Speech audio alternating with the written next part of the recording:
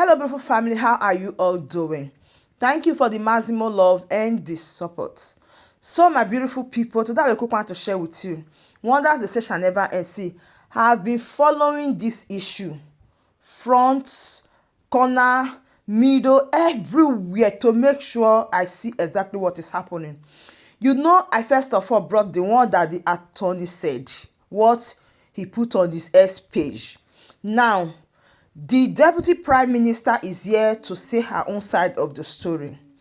Then after which, the next update about this issue is going to shock you, because I was thinking that the Biafra prime minister contacted this attorney himself. But believe me, at times we listen to some kind of things, but we don't really understand. Until something happen, our mind go. I was thinking that he was contacted by the Biafra Prime Minister himself, but no, it was the other way around. So I will bring all the details for you. You will be the judge, and everything that you got to say, I will be in the comment section with you. As I said before, I will follow up this issue gente by gente and make sure I bring all to you. But before then, let's listen to the DPM, and I'll be right back. Is that particular lobbyist has failed in his profession. He failed in his professional ethics by posting what he posted on Twitter. I don't know his motive. We are not interested. But we know, and I know, he has failed in his professional ethics. And he tried to also drag one of the attorneys into that unprofessionalism. First, the lobbyist was hired by the Prime Minister of the United States of Biafra Republic Government in Simon Ekpa'S. He is working for the Prime Minister. Most of the lobbying thing he was doing is for the government, whether in exile or at homeland. That is what he was contracted for. That is why he is being paid for every month. He follows the order of the government, whether it's our Prime Minister's order, Simon Ekpa'S, or his surrogate. The lobbyists, the lawyers follows that order. One command. These lobbyists, you do not talk or portray Biafra as a parallel government in any form, shape. That's why he failed in his professional ethic, because he does not have the right and the power to do or say what he did. Biafra is one nation, under one leadership. The surrogate letter that the Prime Minister sent out for myself to be in charge until he joins us, this lobbyist has a copy of that letter. He has that information, because if he doesn't have that, I would think, okay, maybe he doesn't know, but he is fully aware of the chain of command of the person that hired him. But he decided to do otherwise based on the misinformation he got from the social media or from outsiders or from the back end, relegating his professional assignment to the background, bringing his profession to disrepute. This individual, this lobbyist, misinformed Biafrans that he tried to broker peace between myself and somebody. Never happened. Never. Let him provide to Biafrans where he ever, or where even ever I discuss that kind of, I don't discuss things like that. There are things I don't do. I know I'm never going to do that, so I don't engage in that. This lobbyist has no power, no right to post what he posted on Twitter about this government, because he does not have the right to do that. That is not his job. His job is to lobby for the United States of Biafra. One government, one leadership. And get paid. But he didn't with Biafrans. We're not even really interested in that. But one promise, this lobbies even went to the extent to talk about the committee that has been officially dissolved by the Biafra Republic government in exile in a constituted meeting with a vote of 20 to 9. That committee was dissolved.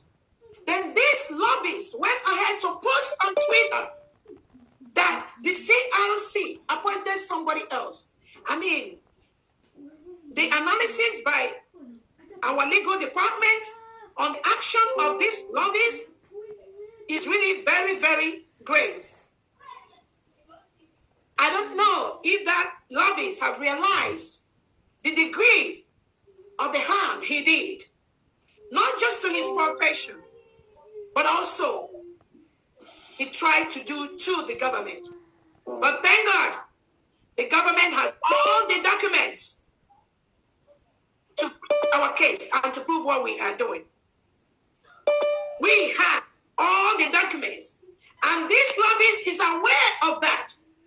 This lobbyist is aware that the United States of Biafra used to be Biafra Republic government in exile, and our Prime Minister hired him to work for the government. He is fully aware of that. He is fully aware that the Constitution of the United States of Biafra, my signature is there.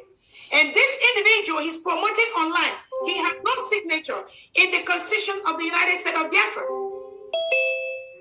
This lobbyist knows that the declaration of the independent state of Biafra, which happened in Finland, has the signature and the name of only two individuals, myself and the Prime Minister, His Excellency Simon Ekpa'S.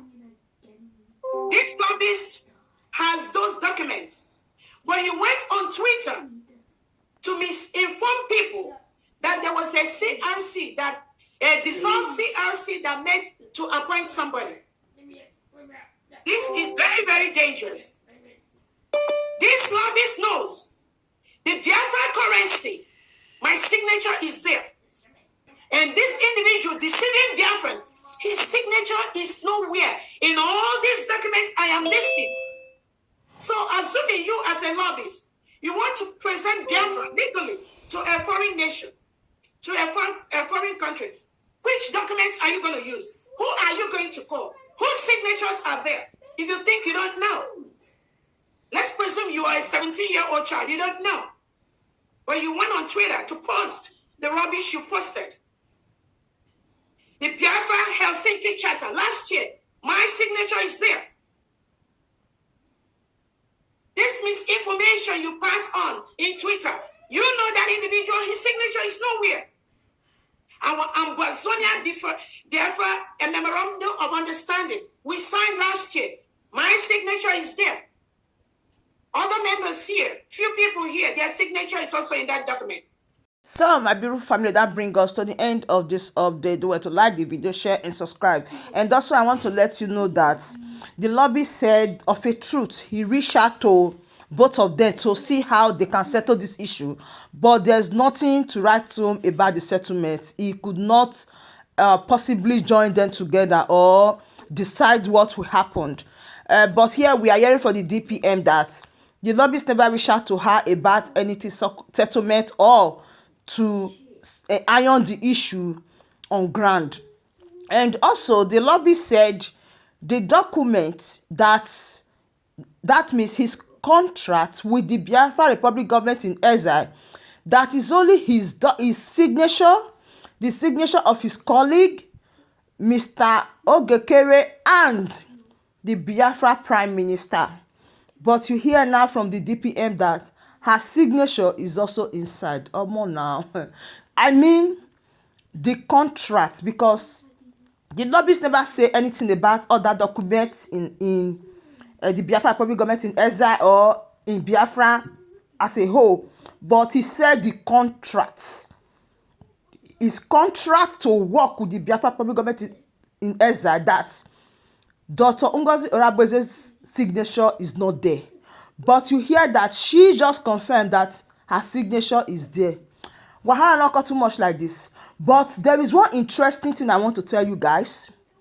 The question is, who contacted the lobbies before he reached out to Simon Ekpa?